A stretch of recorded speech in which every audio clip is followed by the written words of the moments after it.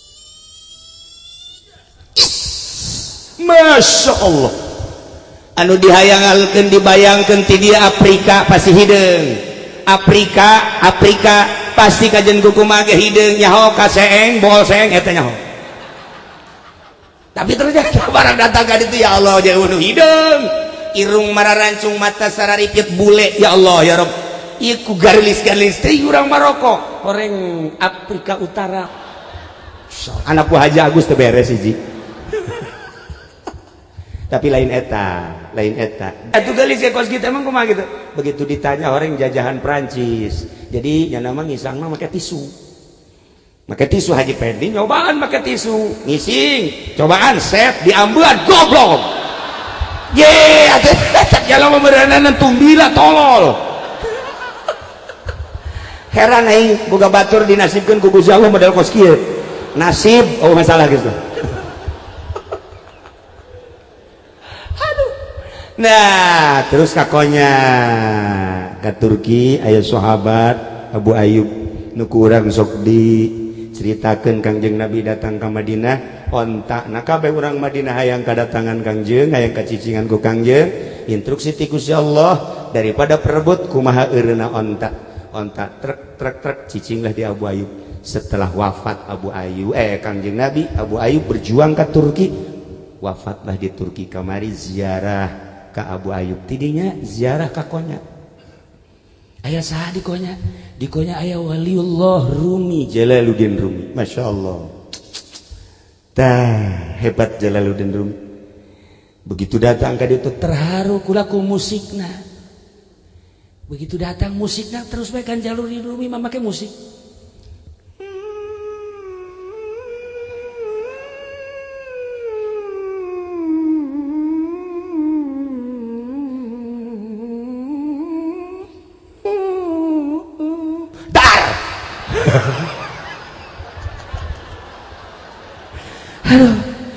rempag hate musik ilahi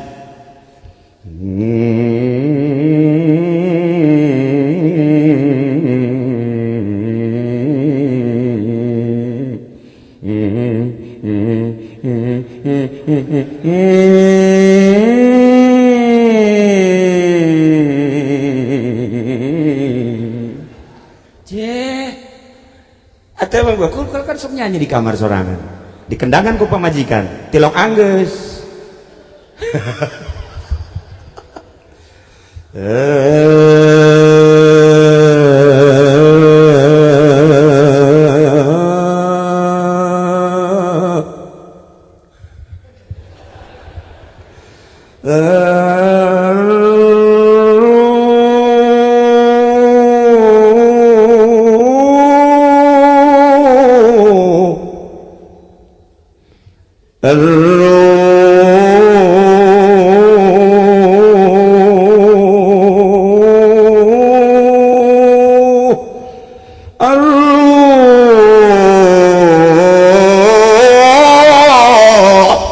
rajib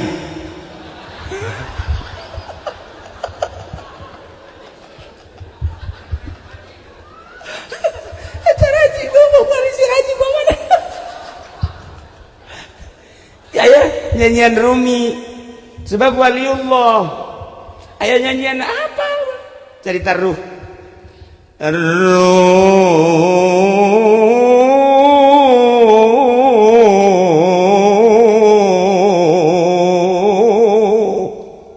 Masya Allah oh Masya Allah tuh aing besok orang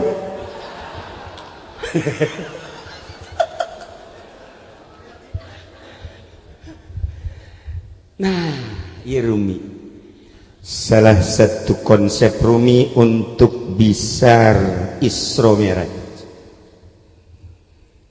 ente mencintai seorang wanita aya di hareupeun urang atau bahasa Rumi seorang laki-laki sedang bercinta aya kekasihna di hareup dicoba ku kabogohna cik kabogohna Karawang ieu ya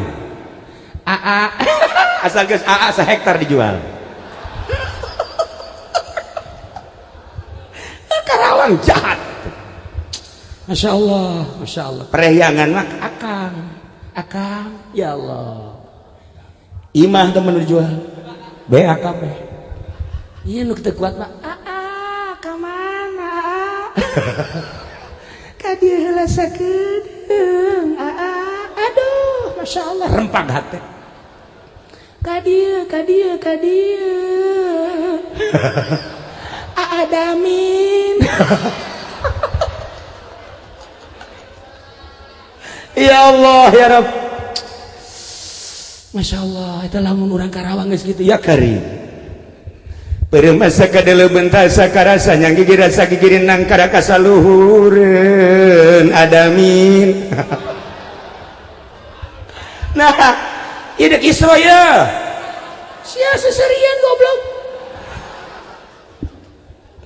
seorang lelaki dihareupeun ka bogohna nya cinta ka abdi sangat memandang abdi teh seperti kumaha seperti bintang di langit maksudnya sejuta bintang di langit satu yang bercahaya Masya Allah parah bagus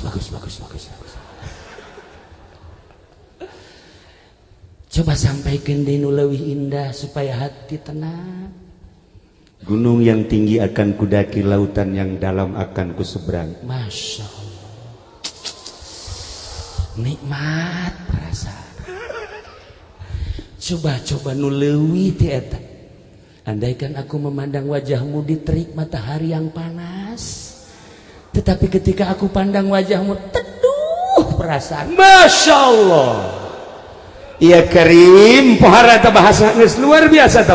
Nah, cek abogohna teh di tukang tuh aya awe geulis ya coba di tukang di deuleu ku nyana dah gombal sia gombal cek awena cenah sejuta bintang di langit kakarak di bobodo bae ngalieu geus kuputuskan saat ini juga cintaku kepadamu. Wow laki itu neng bebeakan amat sih tuh masa sih kakarak ngomong ku ari geus ngalieu sayang mah sayang ente hampura tidak ada maaf bagimu ambo sekali ini saja maafkan diriku ya udah kalau gitu aku maafkan tetapi awas jangan engkau lukai hatiku untuk kedua dan ketiga kali.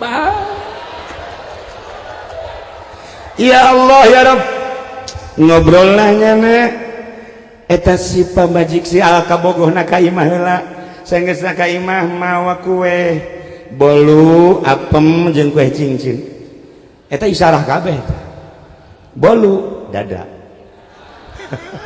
apem alah geus hosia tah mah geus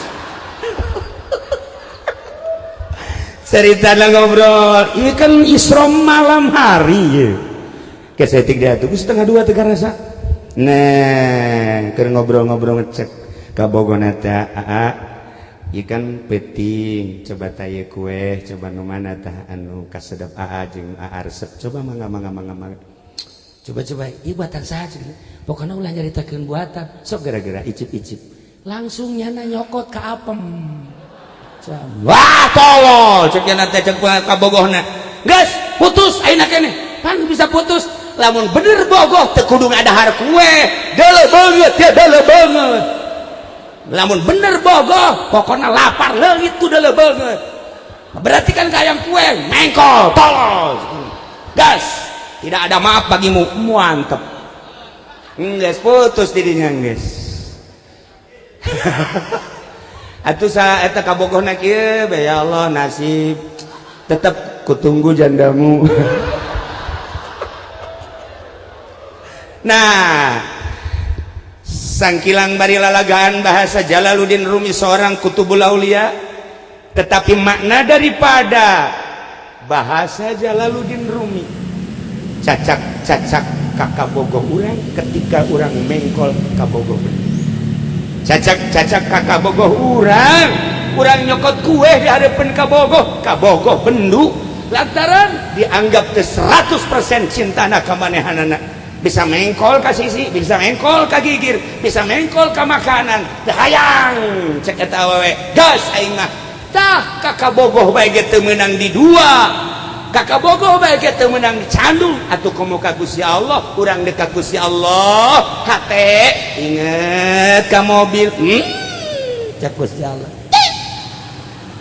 urang dekat Gusti Allah inget ka jabatan pekosasi hayang jadi Kapolres, inget ka bupati hayang jadi bupati Satuluda, inget kaki Jamal hayang nyandung,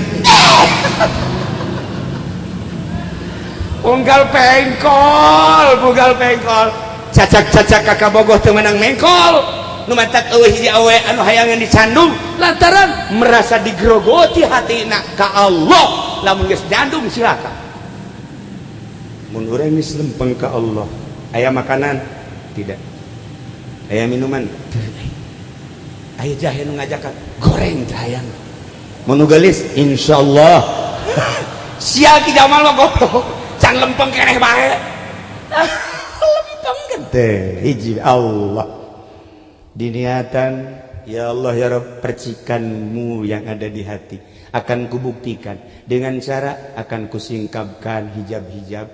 Ketika aku menginginkan makanan dan minuman itu hanya sementara, selama diriku kuat, badanku kuat, insya Allah tidak akan terganggu. Di lain lagi ada hewani, mungkin keinginan kepada wanita, mungkin keinginan naik jabatan, mungkin keinginan tenar, mungkin keinginan mulia, mungkin keinginan agung, mungkin keinginan kaya, dan berbagai keinginan-keinginan akan aku sikap. Ya Allah, tidak ada yang kuinginkan, hanya Engkau ya Allah. Isra urang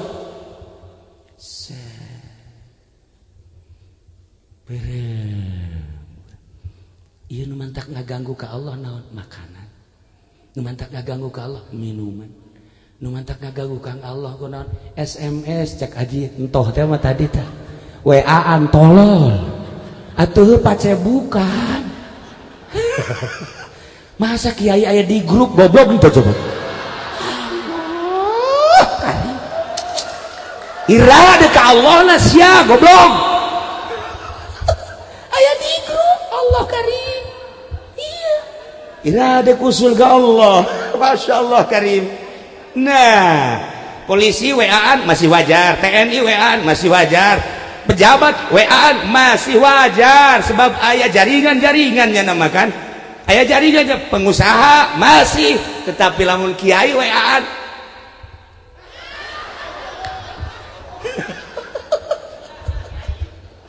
atuh iman mantak wani dijalain kiai itu mah bajingan. Masya Allah karim. Nah itu cerita istimewa Rumi. Masya Allah ngemantak ketika kami datang ke situ terharu dengan Rumi.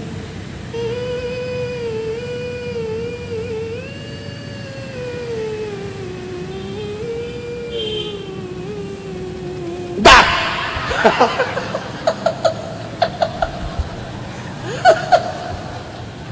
aduh asana kudu kausah ada insani jantung ragam.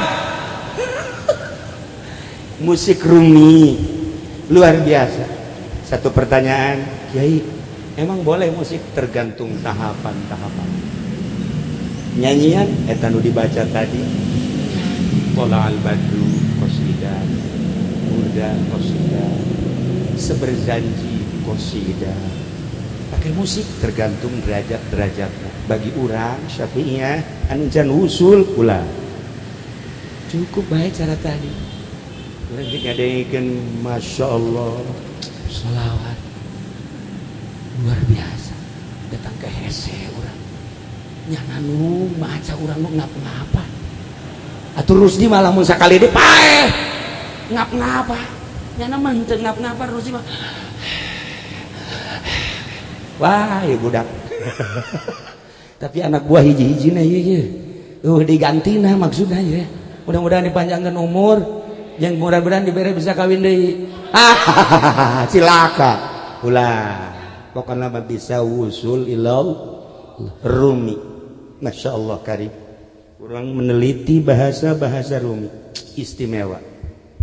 Ketika seseorang nundek masak kacang dibukaan cek Rumi, kemudian kacang tersebut aya dina dina panci kacang nu dibukaan teh ngaluncat ditewak ku rumi ulah ngaluncat cek kacang teh ndek dikumahakeun ih ndek dipasak aduh atuh nyeri maneh dipelak maneh teh disiram maksudnya supaya bagus ndek dipasak Allah cek kacang atuh kumaha engke bakalna atuh kami panas atuh kode dipanasan tetapi dibumbuan setelah digodog dibumbuan engke bakal aya rasa engke disuguhkeun ka jelema kacang teh ternyata ngeunah kacang teh horenganan dibukaan heula saenggeus dibukaan teh horenganan dikulub heula saenggeus dikulub teh horenganan dibumbuan heula digodog saenggeus digodog diicip-icip uyahna diicip-icip bawangna diicip-icip cabena diicip-icip dan lain sebagainya geus sedeng cak masak nikmat ieu suguhkeun ka jelema masyaallah ku nikmat ieu kacang jelema ge memeh jadi polisi sakola heula datang-datang make pangkat bae di dieu ya bintang 7 atuh puyeng ngana bisa kuarinya kal pangkat teh lantaran digodog heula nah ieu kiai nu mantak dikiaikeun ge Ki Jamal eta teh nya ngadapang heula di pondok pesantren nu mantak lamun santri can hideung ieuna can hideung dengkulna can jadi kiai sebab teu pernah ngadapang teu pernah Haji Pendi bukan hideung buduk teh mah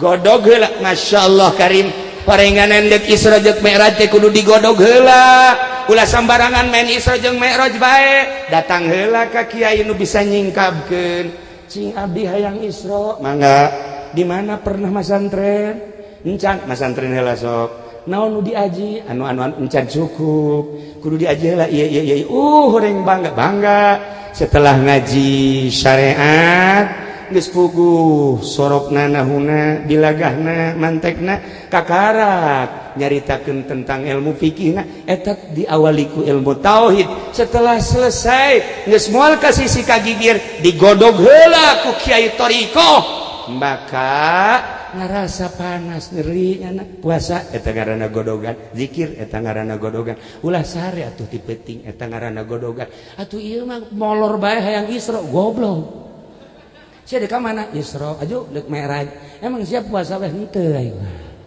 potongan Haji Mamin eueuh Isra Mi'raj atuh teh tadi teh cek Haji Jamal sugan teh mah henteu rapet horeng rapet pan atuh cenah teu rapet beuteung ka hareup bisa Haji Jamal ya Allah ya Rabb nah iya cerita bahasa Rumi tentang Isra Mi'raj masih panjang orang menyaritakeun teu kudu ka Tuan Syekh Abdul Qadir teu kudu ka kitu Abu Hasan Asy'ari teu kudu ka para wali-wali sangan waya di urang ieu mah pengalaman kaula kakonya ziarah ka Imam Jalaluddin Rumi karak sabaraha poin nu kula dicaritakeun tentang Isra Mi'raj geus ka harti ku urang ulah sambarangan Isra ulah sambarangan Mi'raj lamun encan digodog heula anu ngagodogna ge kudu koki kacang digodog ku lain koki ko santri makan lain koki si ieu masak kacang si Udin masak kacang si Jamil masak kacang rasa beda-beda santri mah sakadaek bae ieu mah kok rasana kos kieu loba teuing uyah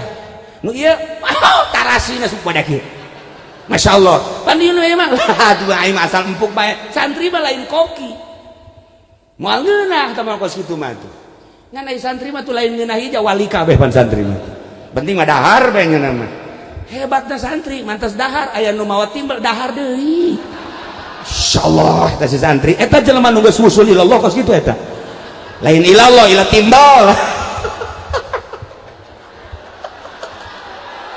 ya Allah ya Rabb nah ialah cerita tentang bahasa Imam Jalaluddin Rumi ieu masa kieu lantaran ternyata indah menyaritakeun urang bahasa-bahasa wali-wali Allah urang bisa tercengang terasa di diri urang loba kekurangan terasa diri urang leutik ketika urang nyaritakeun Imam Jalaluddin Rumi nu tarianana di Jakarta di Bandung di Surabaya Medan kuari keur menjadi dikembangkeun bari teu nyahona naon cilaka urang ku bahasanya ya Allah ya Rabb heueuh hore encan nyaritakeun tentang dosa nu kudu dimuhasabah. Aduh, indah jasa Imam Jalaluddin Rumi.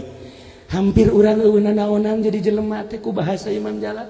Nah ieu mah ala kadar sakieu heula dina harti tabir nu aya di hati urang, percikan nabi nu geus aya di kolbu, percikan ilahi nu geus aya di kolbu, geus aya bahan jang wauh jeung Allah, tinggal nyingkabkeunana kakarak saeutik mah ke buka deui tina sodru kana kolbu ke buka deui ti kolbu kana fuad ke buka deui ti fuad kana sirrul asrar kakara kurang bisa Isra Mi'raj sarua jeung Isrona Mi'rajna Kangjeng Nabi urang Kangjeng Nabi Muhammad sallallahu alaihi wasallam urang pasrahkeun ka ahlina para aulia-aulia Allah.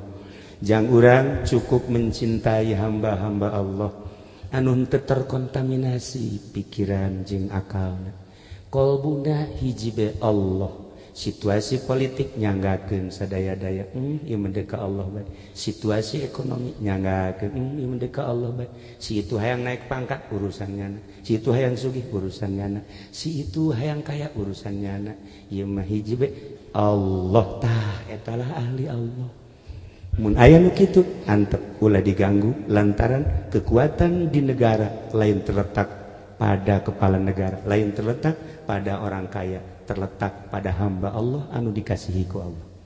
Ingat, hati-hati wahai para hamba-hamba Allah. Ingat wahai para pejabat, ingat wahai para polisi, ingat wahai para TNI, ingat wahai para budayawan, ingat wahai para ilmuwan, bukan terletak pada mereka-mereka yang hanya keinginannya sekejap, tetapi terletak pada hamba Allah anu dicintai ku Allah. Hargailah hamba Allah anu berpakat wali Allah subhanahu wa ta'ala. Mudah-mudahan urang kabehan dijadikan hamba Allah nu sejati, dijadikan umat Kangjeng Nabi, tidak terkecuali sahabat nu hadir di dieu khususna umumna dulur-dulur urang sadunya.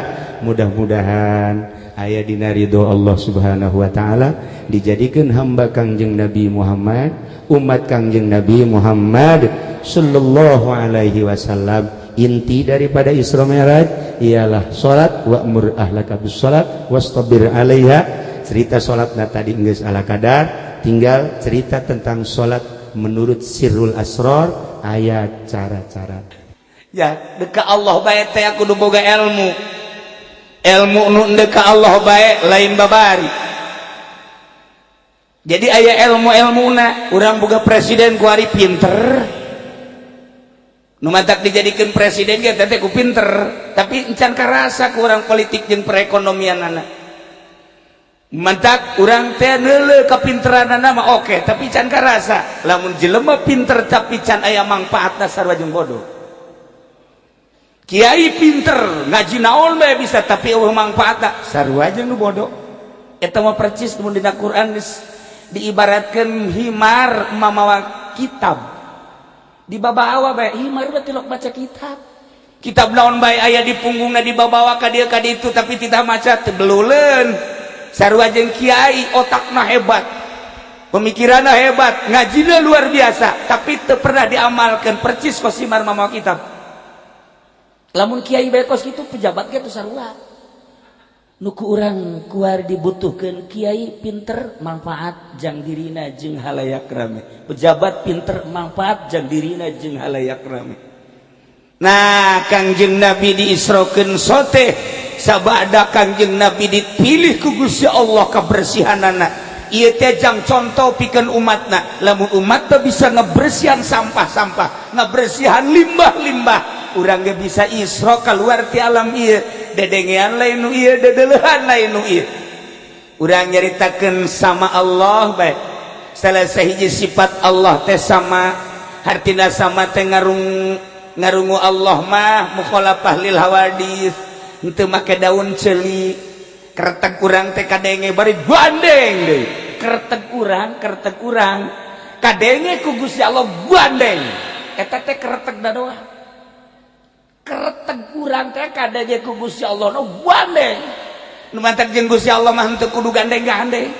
Jakarta geus kadengean gandeng kiai ulama lamun geus bisa ngabersihan ceulina matana irungna bakal dibere dedengean seperti kos gitu. Kapanggih jeung jelema kadenge tah hatena tah. Kula barang leurus di kadenge teu kudu ngomong. Atuh kadenge jengeng suarana kadenge jengeng. Kadenge suarana. Suara naon saya Kiai? Hayang nyandung. Kadenge suarana. Atuh teu kudu dicaritakeun. Haji Agus kadenge. Kunaon cenah Kiai? Hayang nambah deui. Anu mantap kukula ye caritakeun ka urang Cilongok anu aya di dieu nyana kakarak 3 jadi hiji deui jatahna besi aya ulah nu rangda ulah nu kolot nyana hayangna ka Parawan umur 17 tahun tapi beungeutna kos Uzbekistan atuh moal manggih datang ka paeh ge di Indonesia mah ieu bisa kadenge hate-hate jelema teh bisa kadenge. Tah lamun geus bisa kadinya bisa Isra. Bisa Isra. Okos kubaha aya jelema datang ka Kiai Khalil Bangkalan.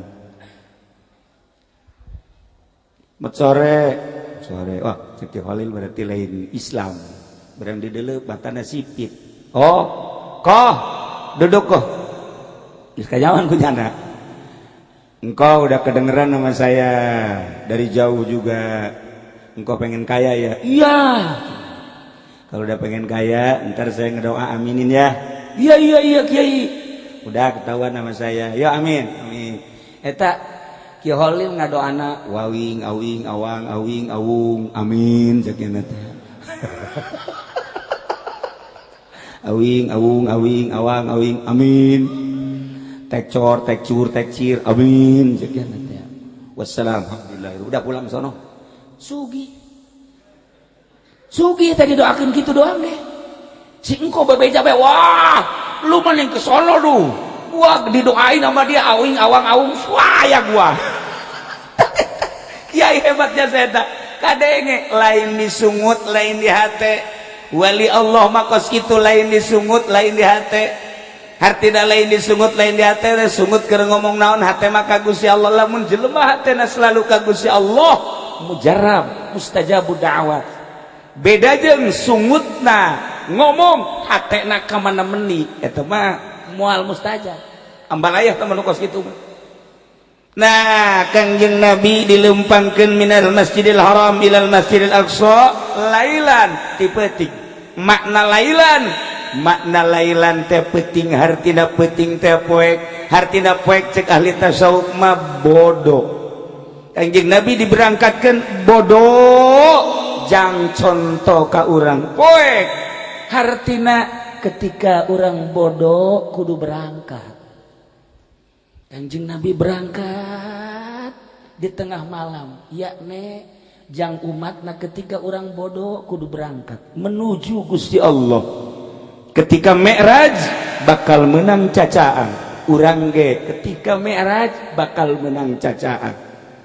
Apakah orang kudu nuturkeun Kanjeng Nabi minal Masjidil Haram ilal Masjidil Aqsa haju Mi'raj ka luhur moal bisa tambah khusus yang Kanjeng Nabi jang umatna urang bisa Isra kuari Mi'raj kuari Isra sakahayang urang Mi'raj sakahayang urang asal urang nyaho carana ketika urang geus bisa Mi'raj bisa Isra Mi'raj ka Gusti Allah bisa waliullah iraha hayangna Mi'raj ka pagih jeung Gusti Allah.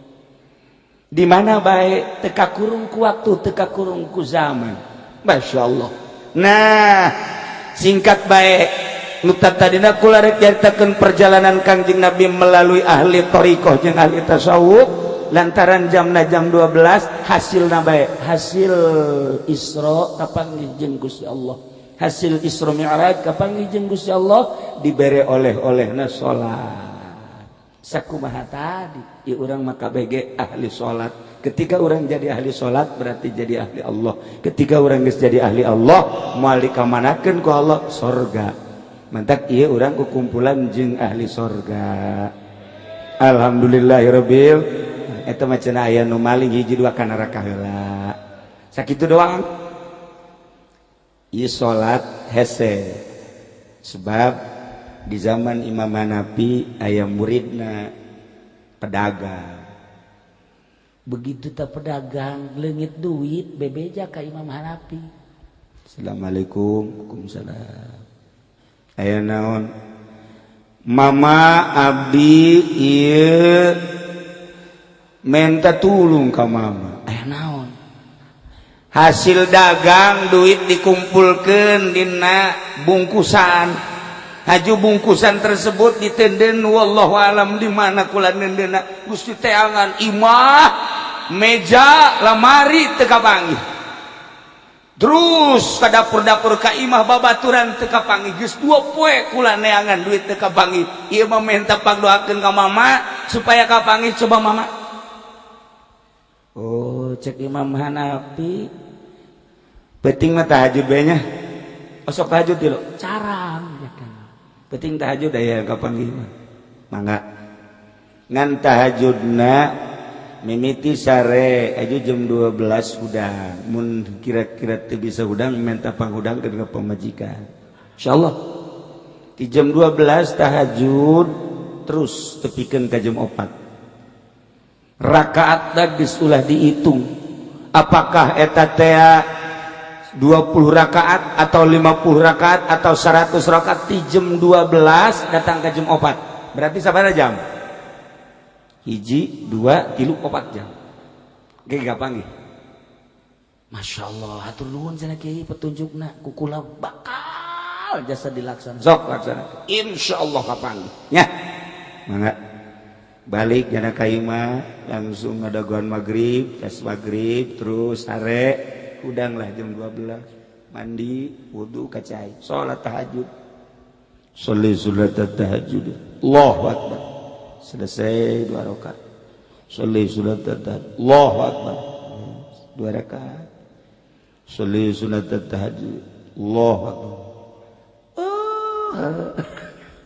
horenganan duit nyelepe aing inget di tukangan imah cekna teh Masya Allah alhamdulillah rabbil alamin harita keneh beres salam-salam terus ka dapur aya di sisi yes ya alhamdulillah beres kada hees besok-besok bebeja Waalaikumsalam cek Imam Hanafi teh kapanggih jam sabaraha kapanggihna kula jam 12 langsung tahajud 2 rakaat 3 rakaat genep rakaat kapanggih aja terus teu tahajud henteu cek ieu teh cek Imam Hanafi tah kos kitu salat sia mah hampir sarua jeung panitia masjid kos kitu kabeh salat itu salat urang mah asal geus kapanggih bae pamaksudna eureun salat urang mah tah cek Imam Hanafi hesena salat cacak-cacak anjeun ieu murid kula komo meureun di tahun 2015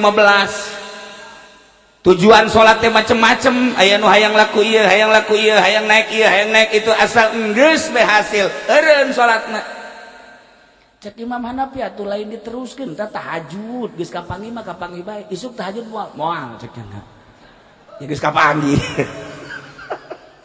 gitulah para jamaah gambaran salat urang lamun nyaritakeun salat urang hampir rata-rata kos kitu tapi lamun geus boga rasa salat eta bahwa ieu gerentes hate urang kadenge ku Allah bari kadenge na lain laun-laun gandeng Gusti Allah kadenge tegetkeun ngajina tegetkeun kareteg hate urang kadenge ku Gusti Allah bari kadenge na gandeng cak Gusti Allah geus lamun kadenge na gandeng ku Gusti Allah isin amat lamun urang ngereteg hate luar daripada ridho Allah sok gerage regepkeun encan belajar sholat sakumaha ahli sholat belajar sholat teh kudu ditalkin sarua bae ongkos zikir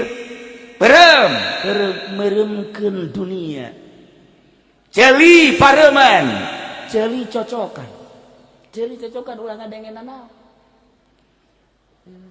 mun aya mah neangan timah kadegeun tak itulah para jamaah kaum muslimin wal muslimat rahimakumullah belajar sholat secara zahir mah gampang ngadegna nu rapih rukuna nu rapih itidalna nu rapih sujudna nu rapih julusna enteng ketika orang boga kasakit cara paweha sampai anak sehat atuh sabisana urang atawa jelemah teu bisa nangtung sabisa urang zahir mah gampang tetapi ngahadirkeun Gusti Allah aya di jero kalbu ieu nu hese praktekna saeutik lamun Gusti Allah diberangkatkeun minal Masjidil Haram ilal Masjidil Aqsa